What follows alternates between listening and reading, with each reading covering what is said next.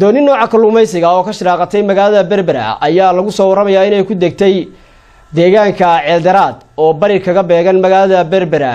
dooni kuwa kalluumaysiga oo ka shiraaqatay magaalada Berbera ayaa waxa ay ku degtay deegaanka Ceeldaraad oo dhinaca bari kaga beegan magaalada Berbera, waxaana sidaasi cadeeyay wasiirka wasaaradda kalluumaysiga ee Somaliland Cali Faarax Jaamac Buureed. waxaan loo soo sheegay maanta in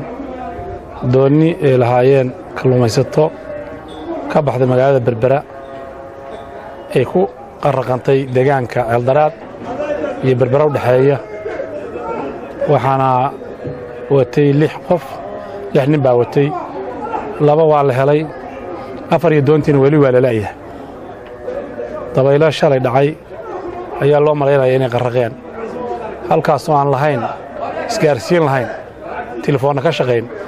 baabuurina marin. barasaabkii iyo siduwihii kalluumaysiga gobolka waan la hadalay,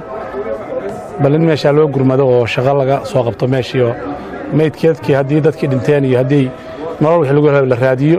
doontani ayaa waxaa saarnaa 6 qof oo shaqaale ah oo kalluumaysata, waxaana ilaa iyo haatan la helay 2 qof oo ka mid ah dadkaasi iyaga oo nool oo ka soo dabaashay goobta ay doontu ku degtay oo ahayd badweynta, waxaana ilaa iyo hadda la laayahay 4 ruux oo ka mid ahaa shaqaalihii doontaasi saarnaa. doontani kalluumaysiga ee degtay ayaa waxaa lahaa isuduwaha wasaaradda kalluumaysiga ee Somaliland ee gobolka Saaxil oo lagu magacaabo Ismaaciil Cabdi Xirsi, waxaana shilkani uu dhacay abaaro 12 habeenimo saacadda geeska Afrikada bari, iyadoo ay doontu ka soo laabatay kalluumaysi ay muddo 5 habeen ugu maqnayd badweynta.